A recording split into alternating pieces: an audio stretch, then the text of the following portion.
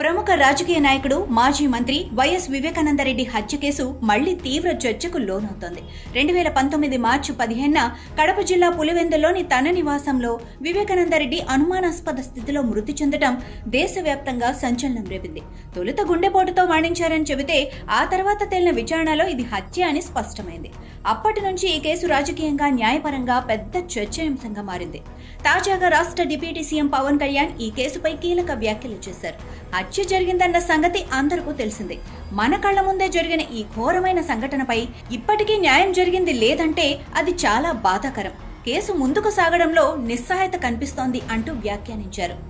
ఇక ఈ కేసుకు సంబంధించి నిందితుల బెయిల్ రద్దు చేయాలంటూ వివేక కుమార్తె వైఎస్ సునీత దాఖలు చేసిన పిటిషన్పై సుప్రీంకోర్టు ఇటీవల విచారణ జరిపింది. సెప్టెంబర్ 16న జరిగిన ఈ విచారణలో సుప్రీంకోర్టు కీలక వ్యాఖ్యలు చేసింది. ఇప్పటికే సిబిఐ ఫైనల్ ఛార్జిషీట్ దాఖలు చేసిన నేపథ్యంలో బెయిల్ రద్దు అంశంలో తమకు జోక్యం చేసుకునే అవకాశం లేదని స్పష్టం చేసింది. బెయిల్ రద్దు కోరుతూ ట్రయల్ కోర్టులో పిటిషన్ వేసుకోవాలని సూచించింది.